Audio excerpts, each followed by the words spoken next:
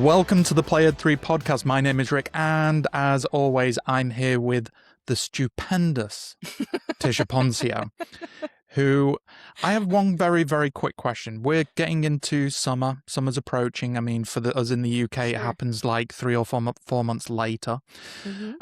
What's something that you absolutely love about summertime, and what's something that you would just like to see completely change, like pivot on it, completely different right now? I love that the sun is out the majority of the time. So What's I need that? sunlight. I know. Sunlight helps regulate my whole system. And so I've even bought a light for the winter because I Just need to sunlight. represent that sun Yeah, for no, you. like there's research behind that to have a light. So that would be one thing. And the thing that I would totally change is I don't understand where I live in Texas. I mean, like where you're getting summer later, I'm getting spring in a tiny like couple of days. And then so it goes from really cold to then just, I think it's 107 this week somewhere in Texas as I was looking at the map. And that's too hot for That's me. just not you. Just Yeah. even you can't deal with that. You just Yeah. want to have Well, that. no. What would you I'm a prefer? lizard, but I'm not that not that hardcore. I can just see you Sorry. just sitting on a rock No, all but the that is time. no, but that is me. For real, you guys who are watching or listening, I truly have been known to open my garage and the sun is out, and I will just lay in my driveway. I'm sure my neighbors think I'm crazy, but I am like grounding myself and like stabilizing my nervous system with the sun, Yeah. and I'll Yeah. just lay there. I mean, like I just love it. So I am kind of a lizard, I guess. Yeah, I will accept that. I mean, I just wish that you'd actually send some proper sun to Manchester every single time. You Well, only seem to bring it you only send it our way when you when I visit, and visit, then you just yeah. take it back with you every time. I have good So, news for you though today. We do oh, sort of have the sun with us on this episode because we okay. have Dr. Marialice Curran with us, and she is literally a sun ray in my life. And so welcome Marialice to our episode. I'm telling you, I got sunshine in my pocket just being here with both of you. You do. You just are such a bright light. And I have known you for so long. I'm going to do a little intro for you. And then I'm going to tell people the story I always tell when we talk about Marialice. When I talk about Marialice.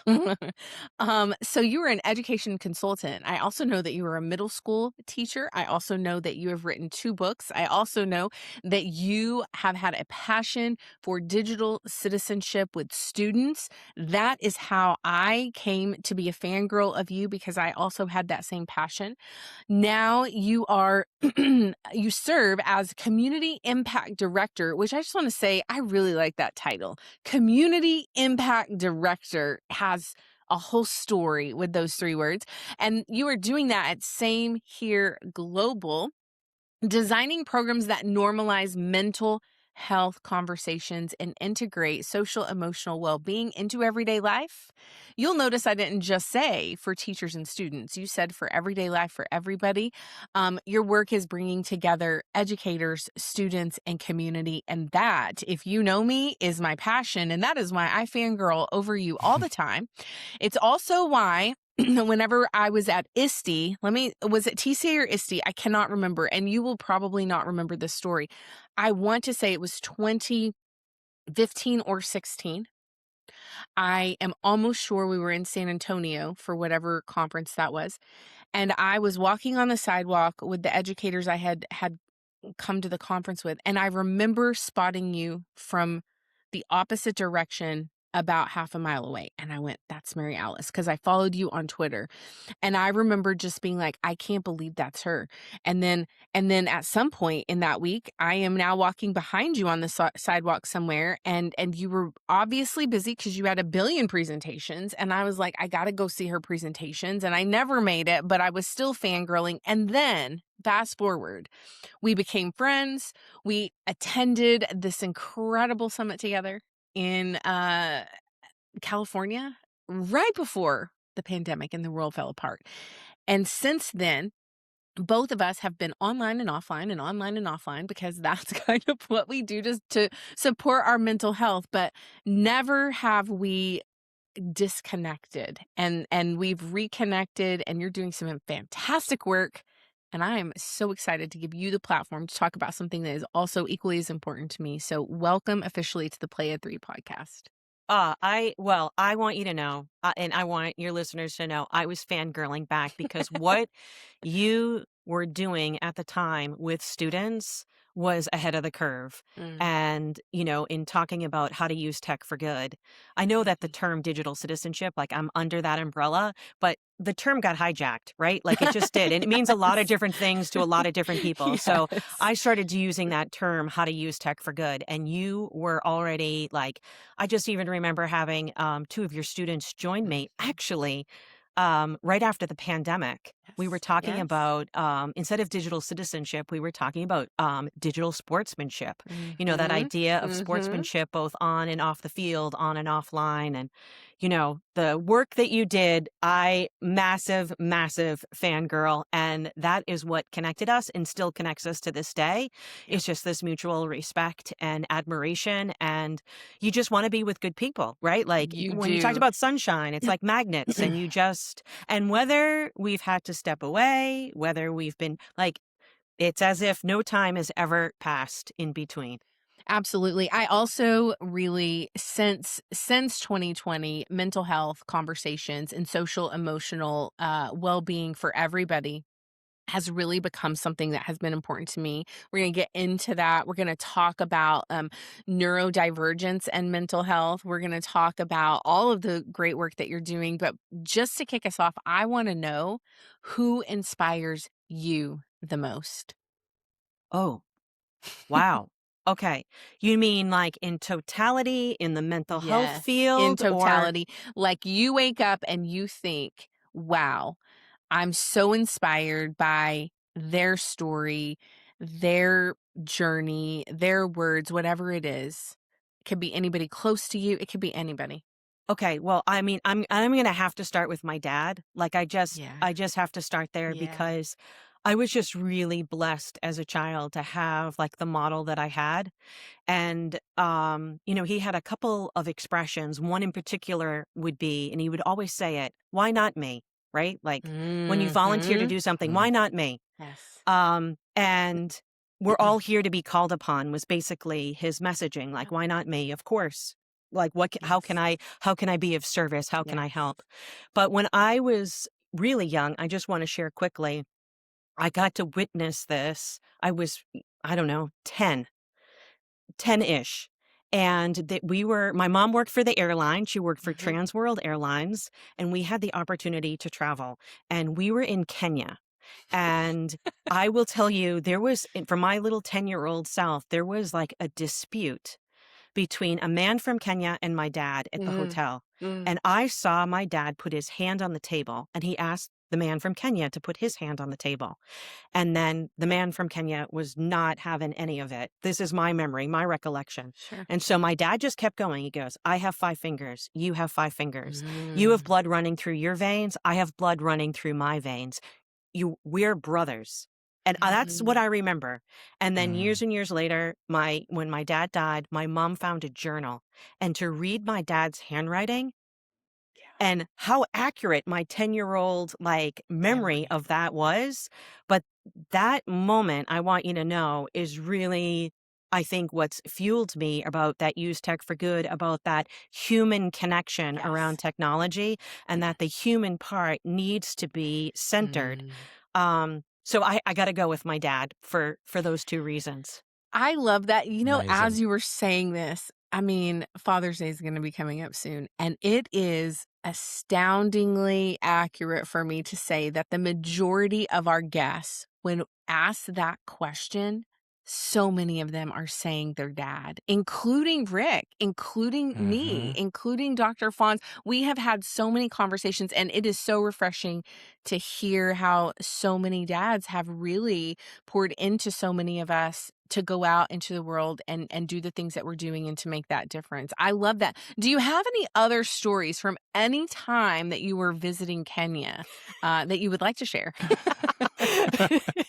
Well, I do know we were talking about this before we went live, but because I know I don't know any questions that have been prepared. Like, I don't know anything, but at the end, I know that there's rapid fire, right? Questions Yeah, that could rapid fire happen. questions. And so Yeah. I responded that I hope that you ask me about being bit by a rock. I hope I get to answer about being bit by a Rox Hyrax, which I know Rick went to look up. You want to describe what the Rox Hyrax looks like, Rick?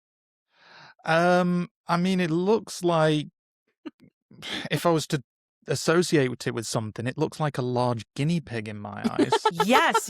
And what is crazy, it's related to the elephant. Did you get to that point? I don't know how they're How do related. you spell this? I know I'm not in the dyslexic club, but I can't even. How do you spell? I completely destroyed the spelling when I tried to search for it. But Okay, Marialice, what am I searching for? I've got to see a picture of this, and our listeners will probably want to Google this as well.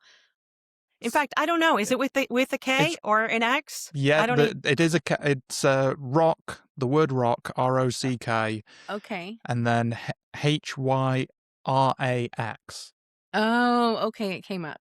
But while we were on that same trip, go see if you can find one with big teeth, because the second image that I've actually got here has it with the teeth out, and I'm like, okay, that looks okay. So on that same trip with the 5 fingers, which I want you to know, my wish for the world. This was the same trip. This is the same trip. Okay. My wish for the whole world is that everyone got that experience about the 5 fingers, like from when you're little, from a grown up, right, in your life. Because I think how we treat each other would change drastically, right? Both on and offline. I think you're right about that. My dad was like that too. He didn't do that, but it was basically like he was helping everybody. He was giving people cars. Like, I didn't even know that. He was giving people like things and he wasn't telling people, he wasn't bragging about it. He was just doing it. He saw a need, he filled a need, right? So I just think that's why not so me? important. We're all here to be called upon. Yes, exactly. Yes. But on that same trip, well, this animal called upon you. Apparently, how did this happen? So we were on safari, and when they say "do not feed the animals," they mean it. But that Rox Hyrax, when the mouth was closed, is really kind of cute. It looks My Nana used the word cunning, like, "Oh, it's so cunning. Oh, what a cutie!" And so she had crackers in her pocketbook. And dead giveaway, I'm from Boston, by the way, calling it a pocketbook. But she had crackers, and she was feeding the Rox Hyrax, and she did get bit. But then I wanted to, and my mother wanted to feed the Rox Hyrax because it was so cute.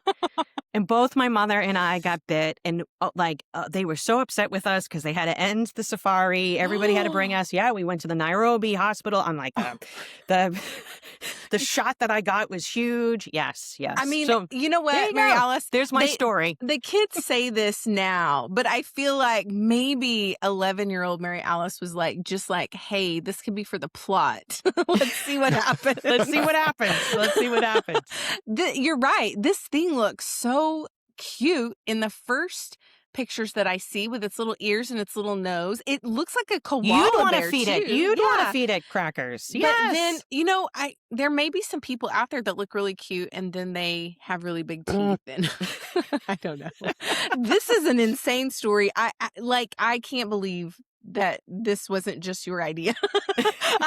That's also what's really surprising me. You had 2 adults going, let's feed this Let's do it as well. animal. Yes, let's feed it. Let's ignore the sign that says "do not feed animals." I feel like there's probably a bigger message there for some people out there. So I think we just want to remind you, when signs tell you not to do something, it's usually because it's happened before. So just follow it. Exactly.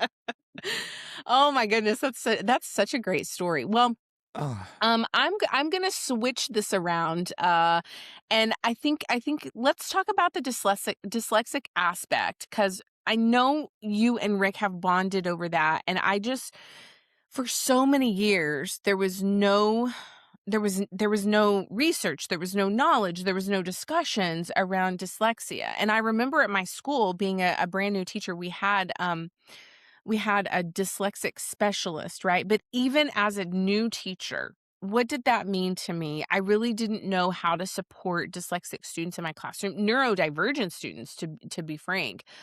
So I know Rick has some questions around that, and then we can sort of pivot and go into some of that mental health aspects. But Rick, what questions do you have for Marialice as a, you know, As an dyslexic honorary yourself? dyslexic. Well, you both are honorary. Yeah.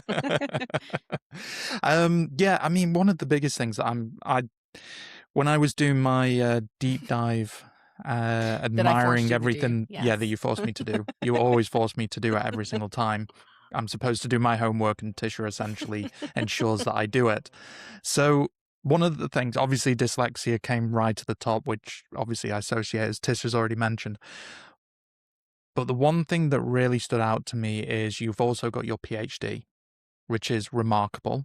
I always admire anyone that goes and gets their master's, gets their PhD. And what I'm curious about, we know that we learn differently to our peers. And how does it feel to hold a PhD that was given to you by a system that the foundations aren't even designed for our way of learning? And how does that actually shape the spaces that you design yourself? Okay, well, I'm a bit older than both of you. So, Age is when just a number, I so know, I'll tell you, when I was first diagnosed, and I really don't like that word, diagnosed, that Mhm. label, because that Mhm. label, you know, haunted it puts me. it puts a negative effect really onto it when it's like, oh, It's you've a got this diagnosis or this condition or what, Mhm. but it's not. right, you're at a deficit, right? Like that's Mm-hmm. how you look at it. But they use Right. the R word to my parents. Mm. That's what they said. Really? Yes. And so my parents went and got, this is in the early 70s. My parents got outside testing. Mhm. And it was as if we, as a family, we were like re-educating the school system. And it was a school system. I Wow. went from kindergarten to 12th grade. Um, and, I was an absolute failure. If you look at anything up to Mm. kindergarten through 12th grade, if you look just at transcripts alone. But I honestly, the thing that saved me was that I just happened to always be curious. Like, let's just go back to feeding the rocks, Mm. Hyrax, right? Like, I just happened to always just be curious. And even though learning, if I was like looking at my ability to learn compared to my peers at the time, I would be subpar in comparison. Mm-hmm. I just was just curious, like full of curiosity, and wonder and a lot of joy. And I'm sure Rick, like I learned, like I was a class clown, right? Like that was my Mm. mechanism so nobody would know That was that. like how you were masking it, right? Yes, yes. So Mm-hmm. I just became really funny, and I put the spotlight on others by taking Others. stuff, um I could be the first one to make fun of myself, but like I also was praising and just really a positive presence. But when I don't know about you, Rick, but when I didn't think I was college material because, even my guidance counselor at the time had said, this was the exact quote, you're not going to amount to much. What? Yes. And so, Mm-hmm. that maybe that little chip on the shoulder is what drives us too. Mhm. But I Yes, still Yes. didn't think I 100%. was necessarily like ready to go to college. Other than all the social stuff about college that sounded really great to me. But I went to the University of Arizona as an undergrad, and they have this incredible program called SALT, Strategic Alternative Learning Techniques Program. And I really honed in on my skills, like, and they're the skills like that like we all have to, like, how do you adapt? We're not going to wake up tomorrow and not be dyslexic, right? Like, that's not going to Right. happen. But how can we fit in a model that, like you had said, isn't built for us? And so Mm-hmm. you learn ways to maneuver. And, mine is an audio visual sequencing disorder. And so I actually thrive when I can hear it and I can read it. But Yeah. if you just give it to me, if it's just audio or if it's just written, like there's no guarantee. Like as a teacher, I can tell Yeah. you, I never wrote on the wall. I never wrote on a board because I would, as a student, as a learner, I would transcribe. Mhm. Like in fact, I had a sixth grade teacher, and every Friday we had a math test. And he would give a blank piece of paper, and you would write down, right? You would write down the question, and then you would, well, I know for certainty, I never had the same question as anybody else because I was transcribing numbers. I just wasn't capable of it. And I remember every Monday, those tests, those quizzes would be up on a bulletin board. And I was convinced that like this Monday was going to be the Monday that mine got on the board. It never did.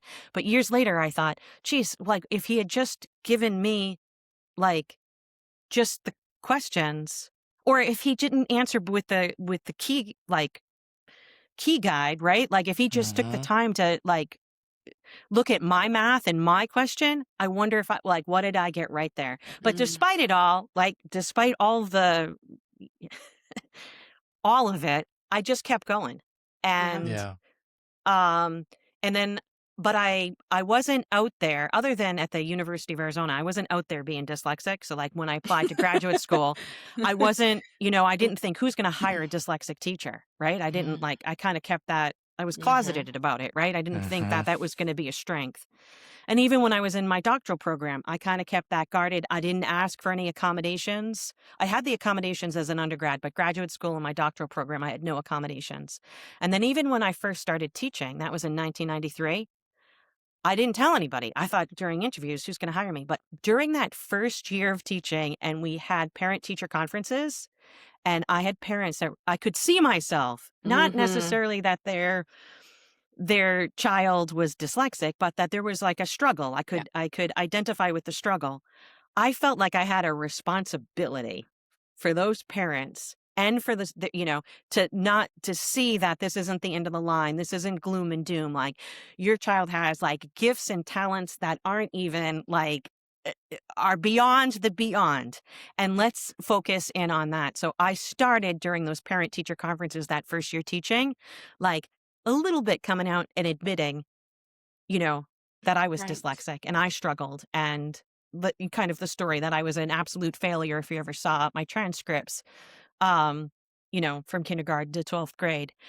And then it wasn't until I became a professor, though, that I started, I don't even know if the blog still exists, but I was out there as the dyslexic professor because I felt like teaching teachers, like the best thing that I could do is to show like that we're all on our own path, and we all have our own journey, and that the things that, make us different are really our superpowers, and the things that I might have been really ashamed about and wished were different when I was little.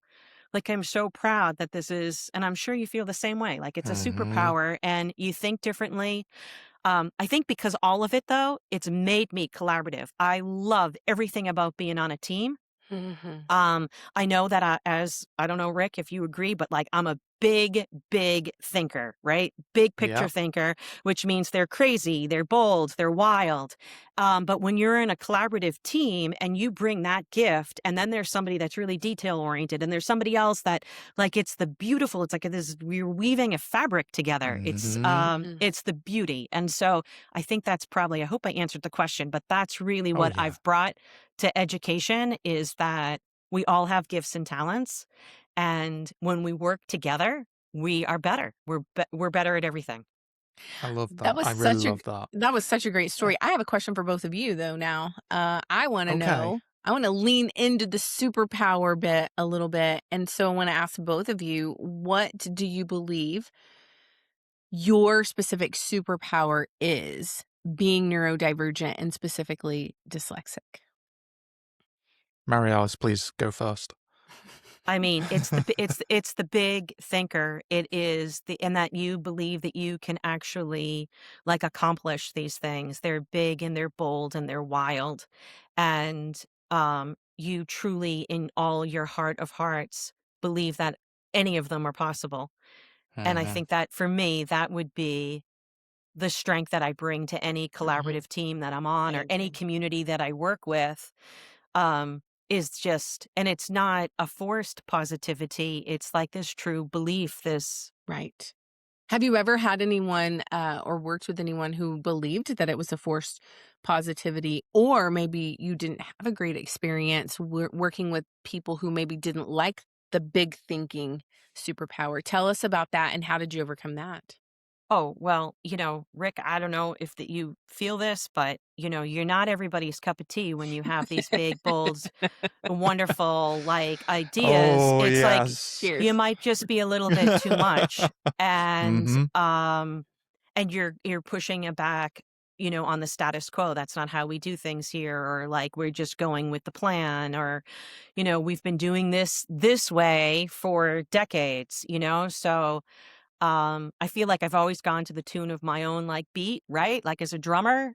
I'm not a drummer, but like, I would be funny. Do you remember the You would be a Muppets? great And drummer, actually. do you remember I Animal do. from the I do. Muppets? Yeah. Yes. I love him. I would Is that probably what play you the identify with? That I is- Animal from probably the would Muppets? play exactly like That's him. Yes, yes, fantastic. yes. That's So, but fantastic. Love it. anyways, yeah, I've definitely, and I just, you just know that about yourself that it's not going to resonate, it's not going to hit with everybody, but that you Mhm. just keep Mhm. on, Sure. Sure. going to that same tune. Yep. Mhm. Completely Mhm. agree. Rick, do you Completely have a agree with different that. answer for your superpower? I would say that I've really identified that for me it's very similar, the big picture, big thinker, the problem solver, the creative. Um Mhm.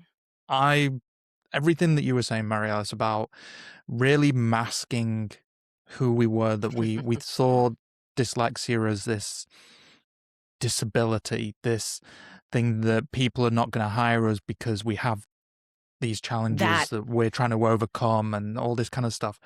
Because I was very similar. I kept very quiet about it. I kept silent. I did get bullied at school because people saw me as different. I was not intelligent. I was below average or near the bottom. And because I masked so much, a lot of people didn't even know that I was dyslexic. I remember just one little story that I had my parent evening. We call it parent evening. I think it's teacher parent in the US. Parent teacher night. Yeah. Parent teacher. So we have parents evening, and it was the first one that I was able to attend as well. It was right before my major exams, which are your GCSEs, and it was sitting with the English teacher, and the English teacher said to my parents, he'd be lucky to get a C in his exam. And my mum just went, well, okay. I mean, he is dyslexic, so, I mean, there's that to consider. And the teacher's face dropped because even though it was on my record, the school had no idea. They hadn't followed up with it or anything. None of the teachers knew. So I look at that and I see that I did myself a disservice by thinking negatively about my dyslexia, because what ended up happening was when I went into, we call it sixth form or college, just before university, I focused on design technology. So designing stuff in 3D models, trying to come up with the solution to the problem. My position now is I'm a product designer. I look at where the challenges are for users. What's the biggest issues? Where can we solve them? Thinking outside the box. It's, as you say, with collaboration, having all these different people. I think for any neurodivergent, we have this ability to connect things that we've seen in the past and Mhm. join all the dots much faster than majority Yes. of people.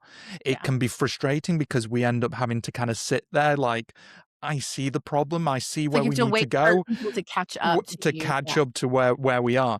But it's amazing how we're able to step into those and actually bring those to the front and and put the spotlight on them and say, we need to think about this, or here's something that we've not thought about, thinking outside the box, not just being on let's go down this path and this is where we're trying to get to. We're also thinking about, well, how's this going to impact? Where's it going to go to? We're already thinking about the big picture. And I think that is just so powerful and in my eyes, is a requirement in anything we do collaboratively with other people. Having that one or two or three people that can think in those ways allows everybody to succeed in making sure this one thing becomes bigger than what it was originally imagined as. So yeah, that's my kind of long-winded answer to I your love it question. because I think probably because when we were younger, we probably felt like excluded, that Yes. we have overcompensated in the sense that we are so aware of people feeling that way, that we are so inclusive, so that, Mhm. we want to Yes. hear those different voices and Yes. those different perspectives. And we are able to connect those dots and make those, connections maybe even faster than, Yogi Bear, the average bear, right? Yeah. Well, Rick touched on something.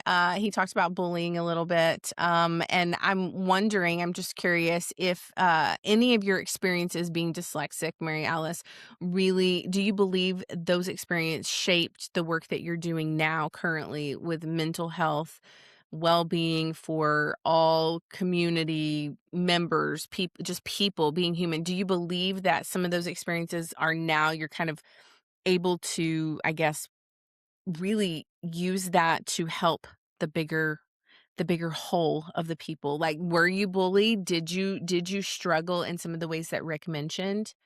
Oh, I struggled in so many ways where you were in that, especially when they started to put you in classes, outside of elementary school. We were all in the same classroom, right? Sure, But sure. Mhm. once we were in leveled classrooms, I was in the lowest of the low. And, just, socially, then you were excluded, or you definitely weren't included in, a lot of opportunities. So that Sure. definitely played into it. Um, but tell me your question again, because I was going in a It's different okay. Oh, about the mental health. Yeah, I know yeah, exactly yeah, where I yeah. was going. So good. So where I'm going is the fact that it's all connected, because, having that diagnosis, that label, right, Mhm. that is looking at a deficit, in the terms for dyslexia, this applies in the mental health space, because unfortunately, we've all inherited language from the media, and not just Mhm. the media, but professionals as well, that Right. will talk about that 1 in 5. Look at, this is the month of May. Look at, like, if you even just look through social media, how many are talking about break the stigma, or 1 in 5 of us, or whatever their statistic is going to be, Mhm. when in truth, 5 in 5 of us live on this continuum, right? And we all move up and down. And I don't know, will people be able to see anything or not see Yeah, anything? yeah, Because I'm yeah, just going to yeah. throw this up, the same here scale. But I love this because the words are ing, which means we're moving. We can move up and down this continuum. And if you look at scales, it's usually, if we were to ask 1 through 5, if we use that for mental health, people are going to pick the middle, 3, right? Because Mhm. it's too vulnerable to go Sure. either side. Yeah. But, to have a common language and to realize the goal isn't to be thriving, right? The Right. goal is to know how to move, and what, mind body exercises, what things we need to Yes. do to help move us, when life situations. But the idea of Same Here, and I got to tell this before we went live, the Same Here Global, their logo is American Sign Language. And so I'm doing this hand signal for American Sign Language for Same Here. And it is that message that you are not alone, right? Like, I am there with you. And even if my experience, if I was going back to being neurodivergent, is different than yours, there is such a universal connection. Mhm. Um, and there is something really powerful about being in community with others, where Yeah. you see that we are all struggling, right? There are challenges that we all face, like universal struggles, every single day. And I think when we were off screen, I had talked about, like, if I were to ask any of the people that are listening, have you ever experienced betrayal? And guess what? They would give me like the nod, Mhm. and I would give the Same Here. Have you ever experienced loss in your life? Yeah. Same here, right? Like, I don't know, there's something. So the work that I've done before, in that Use Tech for Good, as well as my own personal experiences about being neurodivergent, it's all connected. It's all And, connected. We're all that, connected. and if Yes. that message anything, it's 5 in 5 of us that have mental health. Yeah. And this mental health belongs to everyone. Mhm. That's the It message. belongs to everyone. I have two things that I want to respond to that with. So the first thing is I just want to shout out. I've really been looking at the Dear Person Company t-shirts. So I'm not sure if you've seen these, but it's the t-shirt, and on the back of it, it says, "Dear person behind me, the world is a better place with you in it. Dear the person in front of you." And then on the front of that t-shirt, it just says, "You are enough." And that has popped up on my timeline without me really prompting it so much that I have I have one in my cart, because I believe that, like you said, backstage we were kind of talking about, not being enough, like having to perform, having to mask. There's so much that goes into being neurodivergent. But then you start layering, like you said, Marialice, before, you start layering all of life's like stresses and situations and experiences, and it becomes really, really heavy. And so I'm going to get a little bit vulnerable. I never talk about this topic. I really, it's so sacred to me that I do not speak of this very often. So, but I wanted to talk about this. I'm going to share a little bit about my own story. When I was 11, I love how we're going back in childhood, but it's true. Those moments Mhm. really shape us. And when you look at just child development, that 10, 11-year-old self is where so much is happening. When I was 11, I lost my brother at a tragic accident in my home, and he was 6. And I don't talk about this very often, but in order to really know who I am, you have to know that part of the story. And you have to understand how that part of the story has shaped me. And in the days and weeks following that accident, it became very evident to my 11-year-old self that our family needed counseling. It was very, very difficult, and there was addiction involved, and there was negligence involved, and there was abuse involved, and there was all kinds of things involved. And I'm 11 years old, and not really understanding even then. I always think, oh, they're so lucky because they knew they, were dyslexic before. I had no knowledge that I was neurodivergent in any capacity. It now explains so much for me. But I was so in tune with people's emotions back then, and so in tune with kind of, like you both said, like knowing the big picture and waiting for everybody to kind of catch up. And I was saying to my parents at 11, please, like begging them, please, can we go to counseling? Please, can you take me to a counselor? I have all of these emotions and I don't know where to put them. And the stigma around mental health wellness in general, or a counselor in general, was so negative that the responses to my plea were, our family doesn't do that. We don't need counseling. I don't need counseling, but you probably need counseling. And then over the course of my life, I have heard things like, well, I don't need counseling. I'll just counsel myself. Or, oh, you go to counseling once a week. I mean, like that, it's as if there is this stigma that struggling isn't part of being human. And it is. And I think it's just the stigma around all mental health, all the social emotional bits. I mean, I am so passionate about this because it took me decades to get into counseling for something that I knew I needed at 11 years old. And so really what I want to know from your perspective is, what do you say to people who are still living in that mindset? We don't need it. We don't do that. That's not what we do. Our family doesn't do that. Or I can do it on my own. What do you say Well, to I people? first want to say your 11-year-old self is thanking you for having the courage to do something that wasn't available to you at the time. Yes. And if you could go back to that, 11-year-old self, you're getting the biggest hug. And I wish it didn't I take, do. so long, I'm going to talk about this too, because this is something that I have done. We talk about the mental health. I think it's so important. This is the 4-year-old version of Tisha. And for those of you watching, you can see that. There I am in my pretty princess dress with my red bow. I keep her on my desk. I keep her in my car to have these conversations with her and remind her that she's okay. And I think She's it's safe. Yep. important. You You are are loved. safe. And when you start studying, and I have done a lot of work in, that trauma, those experiences that we've talked about, you and Rick have talked about, they stay in your body.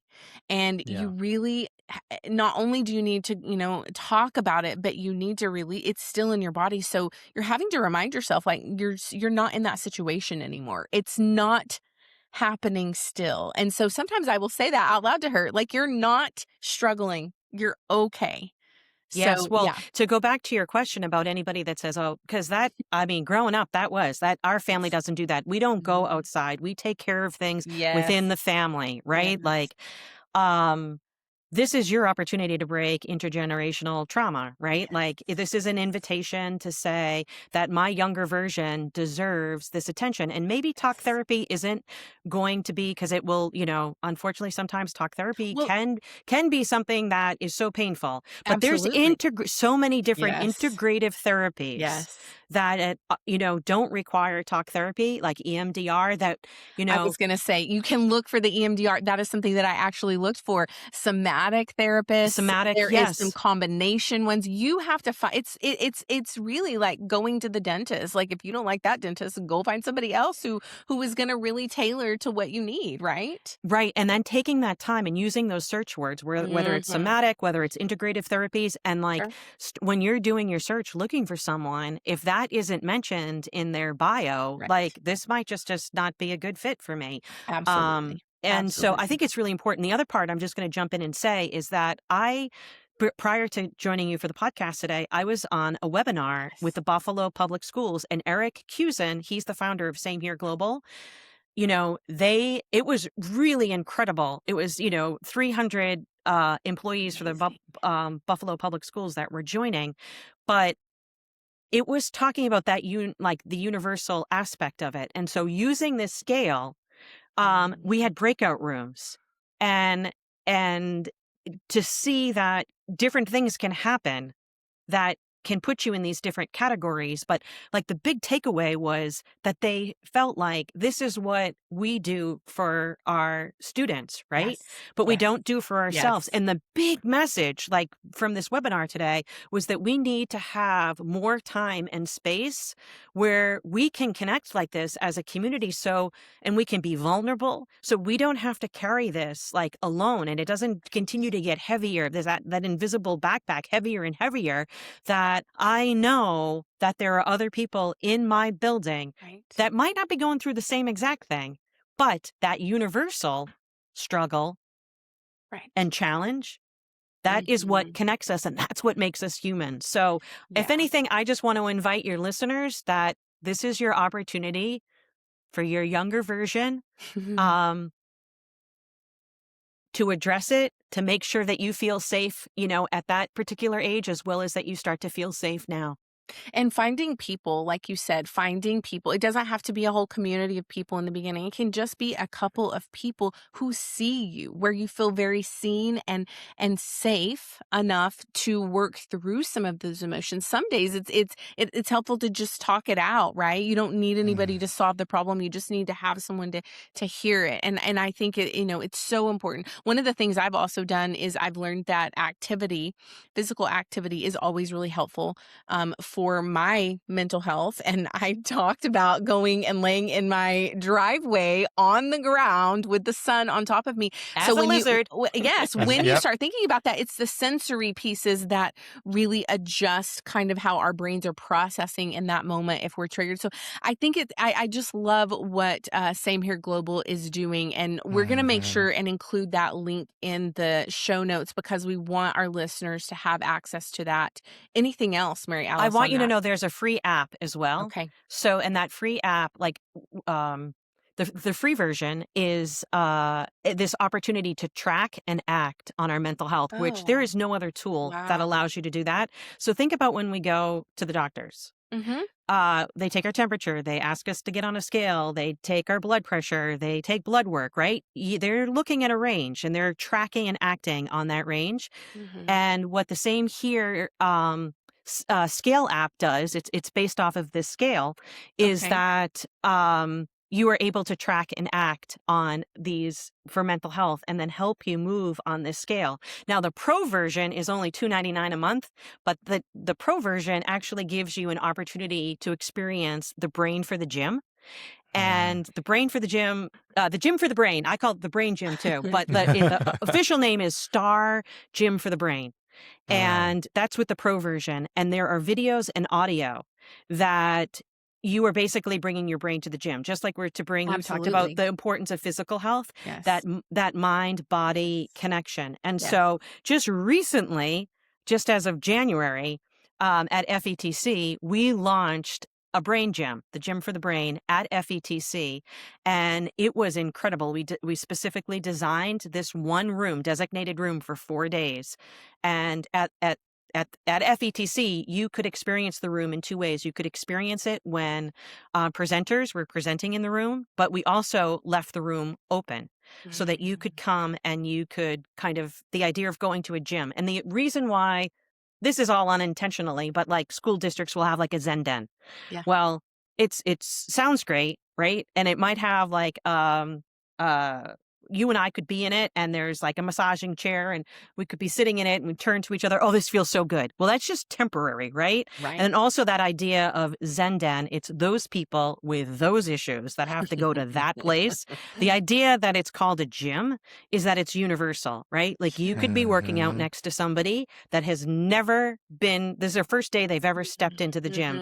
And on the other side could be an elite athlete. Like the fact that a gym also is accessible, you could be in a wheelchair, but there's, the ability to still use some of the equipment.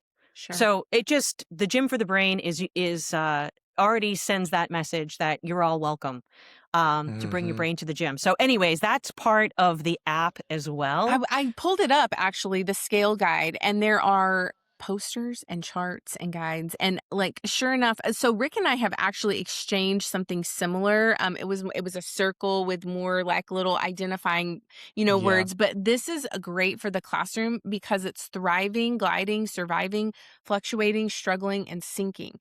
And I always say, just because it looks like it's for kids doesn't mean it just is for kids. It's for us too. And I'm like, you know what, yesterday, to be really really authentic, yesterday I was sinking.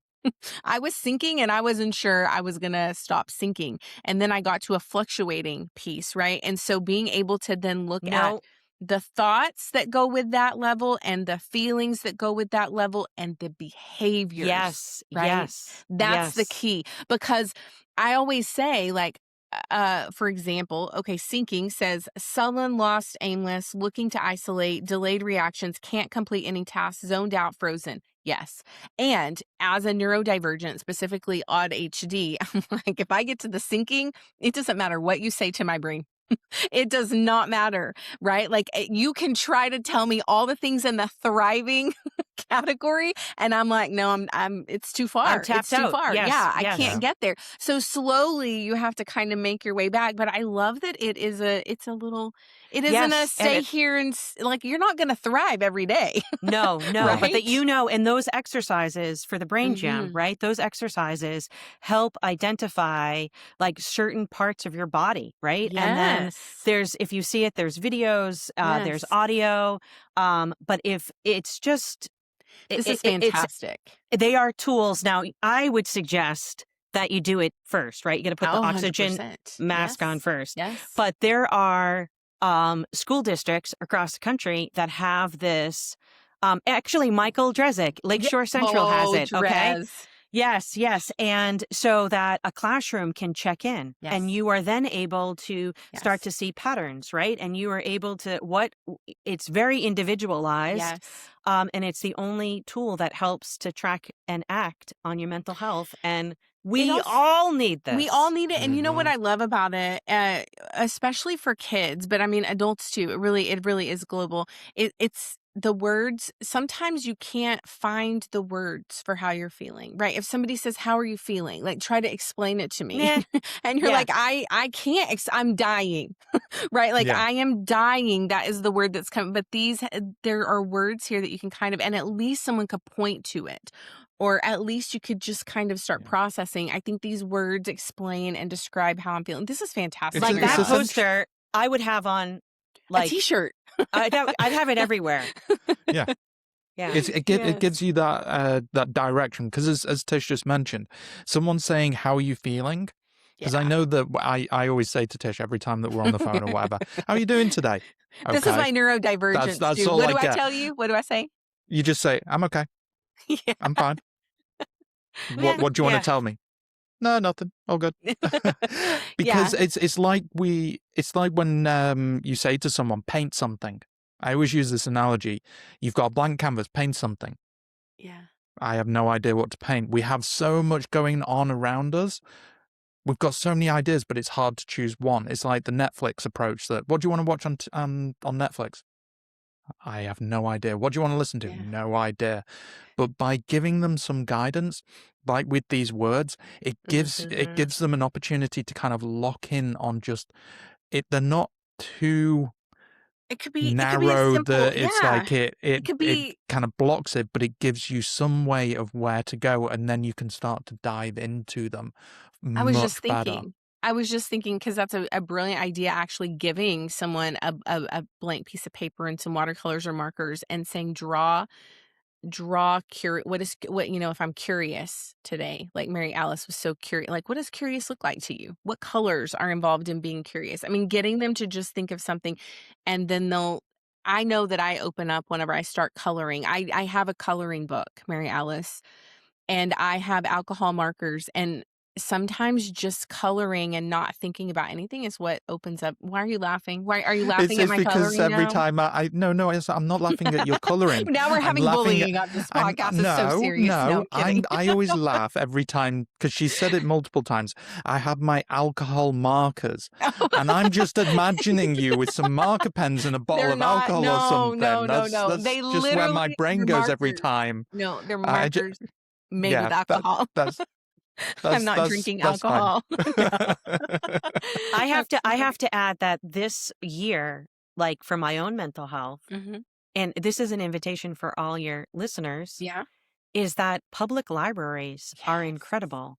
And I have gone to Mhm. coloring events Yes. because you're now in That's so community, fun. right? Like with Yes. other adults. I've done watercoloring. There's been Yes. it like during the winter when it was really bleak in New England, Mhm. how to get myself not stuck Yes. was to go to like sign up for these library events. It was like Yeah. life-saving. Yeah. And Well, that's building community. And don't you think, I mean, I'm interested in this. This is not something that Rick and I even pre-talked about, but I'm so interested in, there is a movement, I feel like, with the Gen Zs. They're going more analog. They're wanting that community, and they are, especially Jace's age, like they're going and playing basketball. They're going and like sitting at Sonic and having conversations like in the car, right? They're less on their devices. I mean, they still play games, but I just in the age of AI, like where does that fit in, if anywhere? I'm interested to know this from your perspective, just because of everything we've talked about. And do you believe that it's because of AI that people are looking for more human connection? What are your thoughts? yeah, and I feel like the Gen Z, like they just they give me so much hope, by the way, I for know. Me humankind. But too. certain things about like being really concerned about like the data centers and water and the environment, and the idea that we're going to get less smart, right? Like I'm not going to be in an opportunity Right.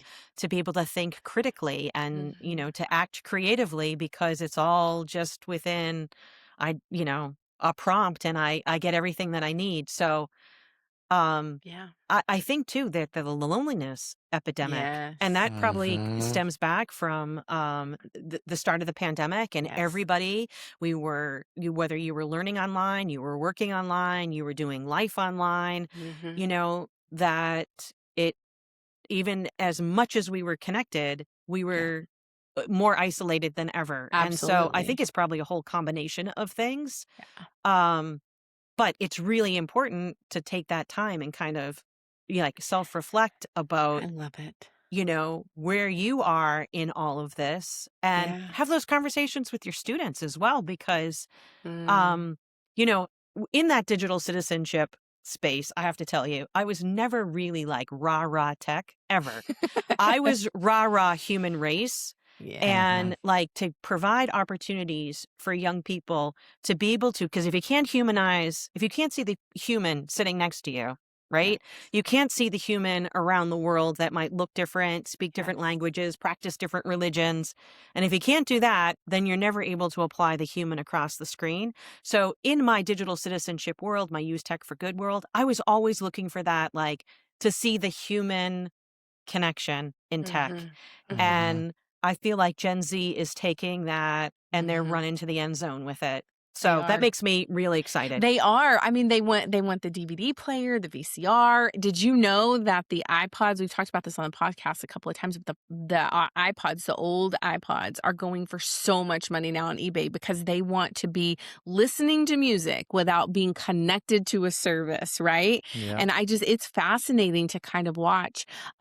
So I'm going to ask you this question, just really because you segued in there beautifully. So you have experienced no tech because you started teaching in what year was it again? Okay, 1993. I didn't have my first email until 1998. Exactly. Wow. So you've experienced a no tech classroom to an all tech classroom. And what we want to know is what perspective has that given you that maybe new teachers do not know? Okay. It was beautiful back in 1993. It was. I mean, everybody still obviously was dealing with life's challenges, that part, right? Like, but it wasn't exemplified or like exaggerated. And when you went home from school, you could just go home. It didn't, just because of just how quick, and sometimes it's like you feel like you just can't unplug, right? Yes. You really could. And so if there were things that were happening at school, you could go home and really be removed from whatever happened at school. But if I, like, even in my digital citizenship world, if there was only one thing for tech, I'm going to age myself for the tech world too, is Skype in the classroom. I loved Skype in the classroom, right? Yes. The Skype-a-thon, I loved everything about it. If that was the only thing, the only way that tech was used in the classroom today, I think we would be in a totally different place. And, where you get to connect with and collaborate with other people, like even mystery Skype, right? I still do that every now and then. Amy Storr will ask me if I will play it while she's presenting. But even just something like that, that's the only tech that we really need in school, I believe.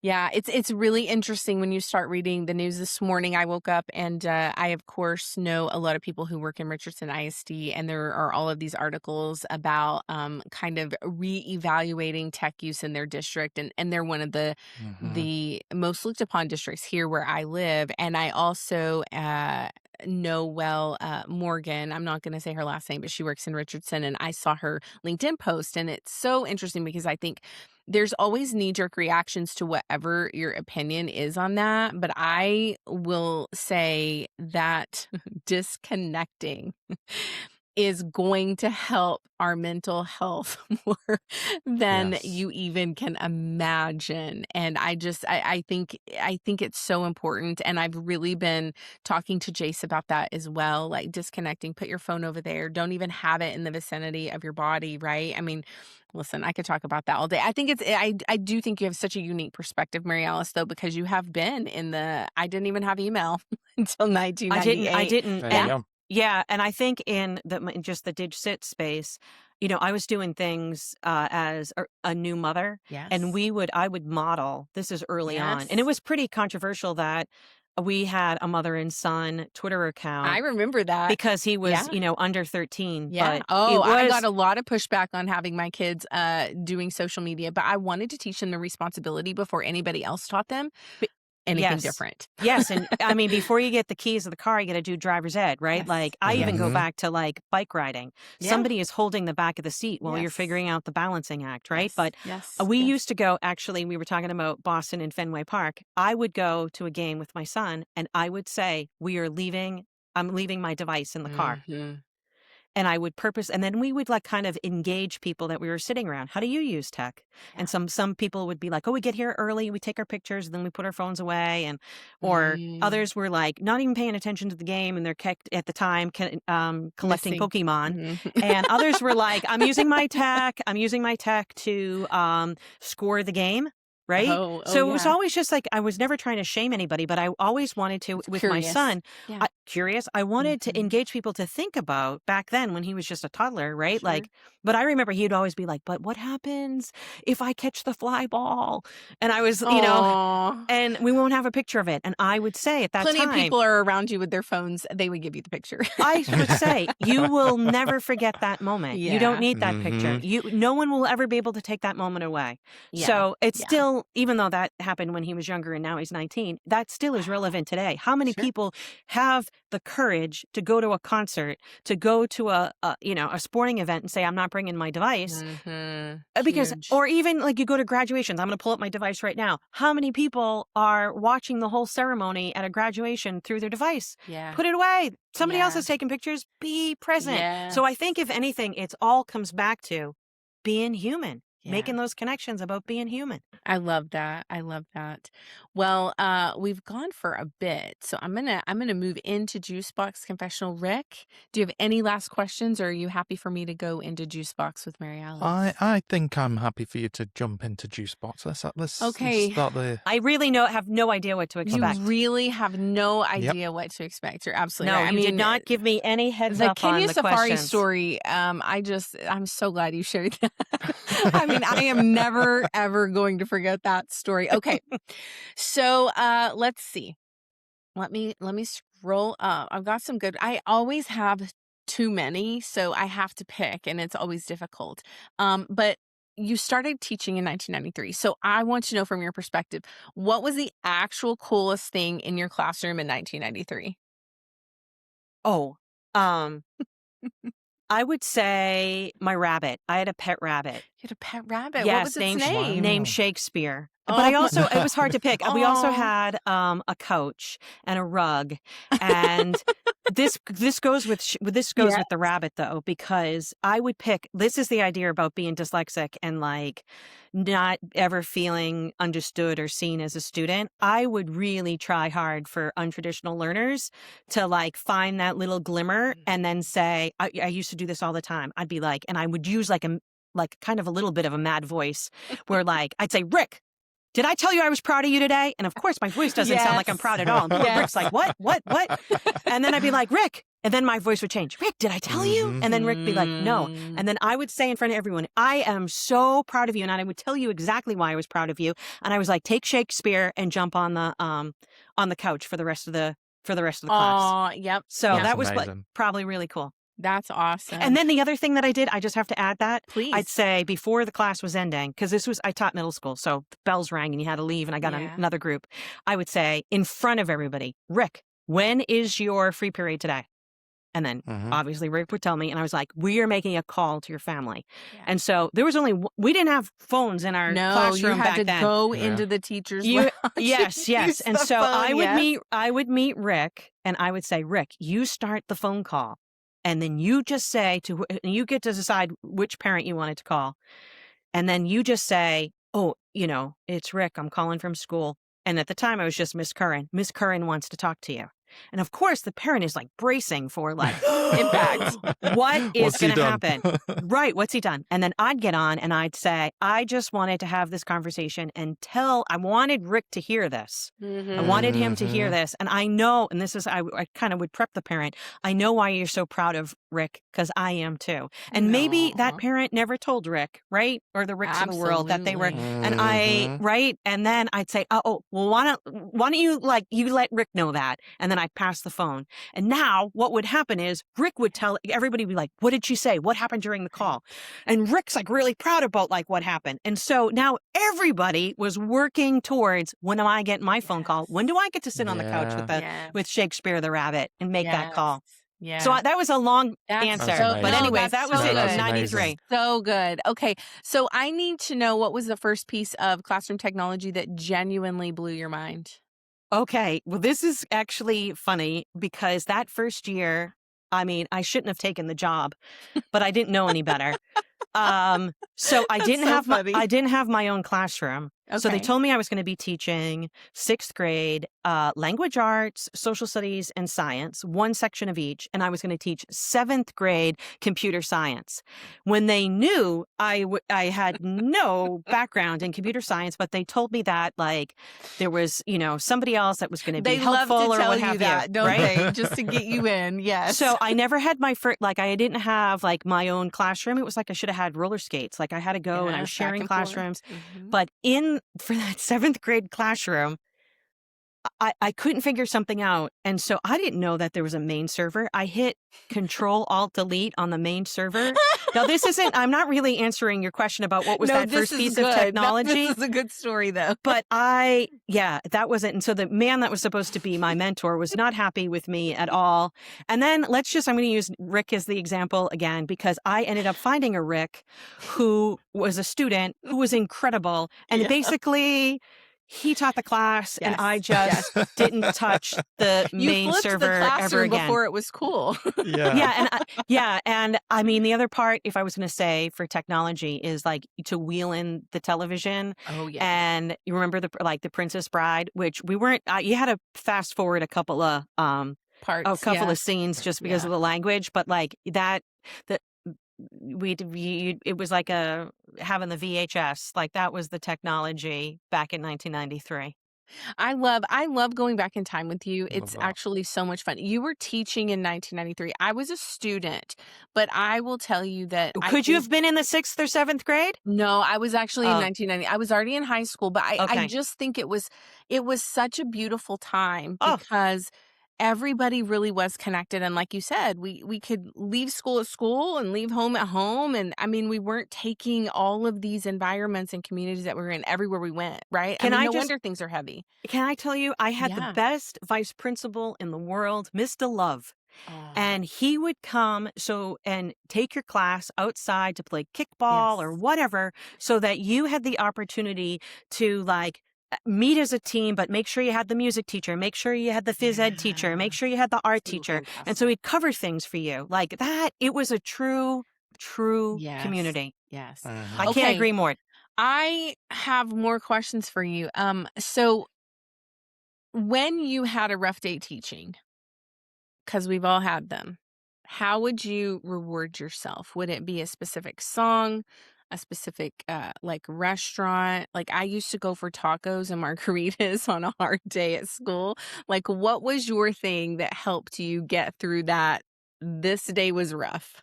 Okay, well, this is probably a very not neurodivergent answer, but like I would listen to the same song. I still listen to the same song over and well, it changes. Okay. Like it's like the Yes. seasons, right? Oh, It changes. No, you're Yeah. absolutely wrong though. We'll just hit that song on repeat and Over, it gives over. us that And dopamine. I have to add that I love a commute.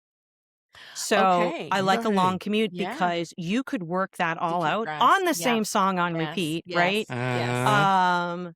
You're right. While you're driving home. So that's how I kind of took hard days. Did And you then I do felt you like by the remember- time I got home, it was I worked it out. What? Do you remember any of the songs from back then in the 90s, the early 2000s that you would listen to on repeat? Did you have some favorites? Oh, yes. So it was,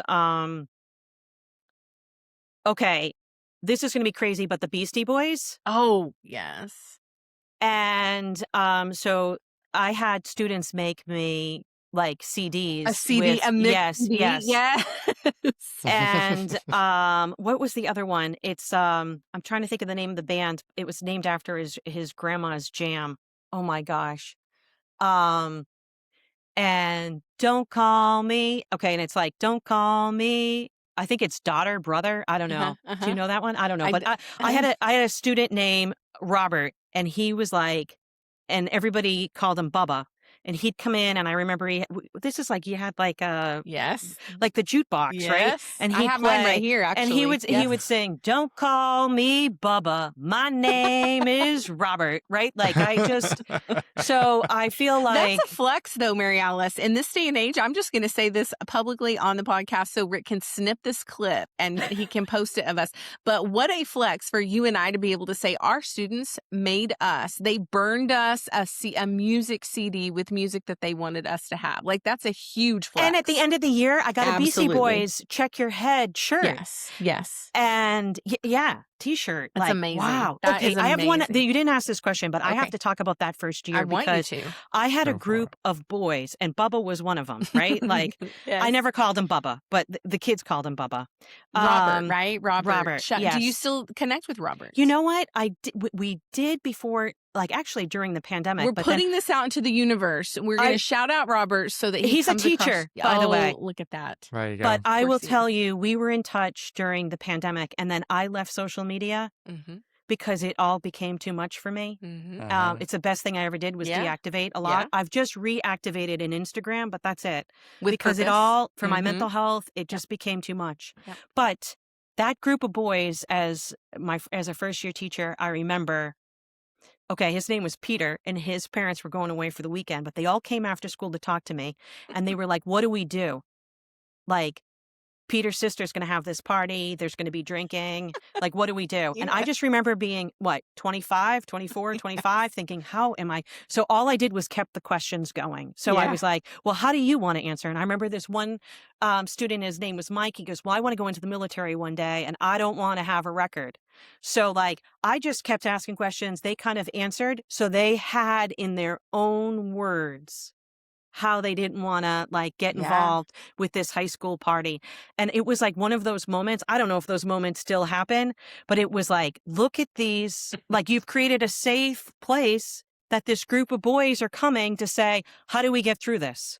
That's probably, honestly, probably one of the best memories from that, like that if you could reach that a group of boys like that, or a group of students, this happened to be boys, all boys, then you're in the right profession, right? Like I was like, I did the right thing, even though I moved from room to room and I hit Control-Alt-Delete on the.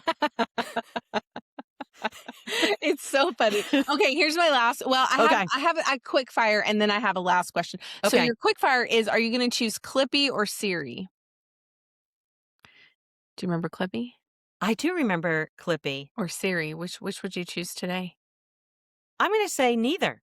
Oh, I like that answer. You weren't expecting that, were you? I wasn't, but I like it when people tell me neither because I do that to Rick a lot of times. She does it all the time to me. Probably the neurodivergence in us is like, no, we don't choose that. No, I'm out and tapping out. Okay, would you rather have all the Scholastic Book Fair books or all the Costco samples? I'm going for, I loved a good book sale. Book and yes. And who doesn't love more books? Yeah. So when I was growing up, here's my next question. There was a best cafeteria dessert of all time. And it was so good that when I planned my 30-year high school reunion, because I was the project planner for that, I enlisted one of my classmates' aunts to recreate this dessert for our reunion because it was the best. So what is the best cafeteria dessert that you can remember of all time? Okay, I can't remember a dessert, but I really loved, and I think this is crazy, they came out of a box, but it was the potatoes. I could have eaten a mound of those potatoes every day.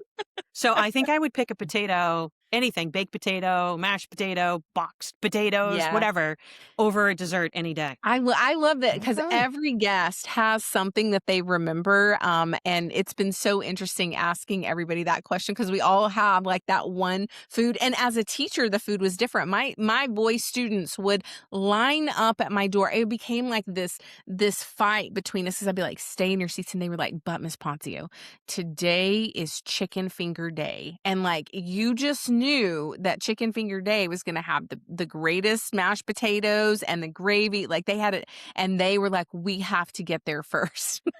And I just said, you cannot get in people's way of like good cafeteria food. No, and I just even remember as a first year teacher too, I'd get to school early.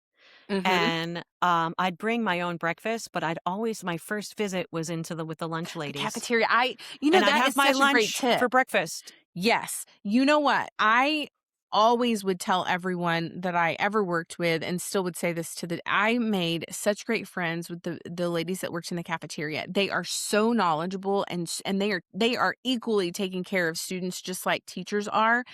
but I would help them with their tech troubles, and they would give me they would be back there making their own lunch. So it would be like authentic tacos.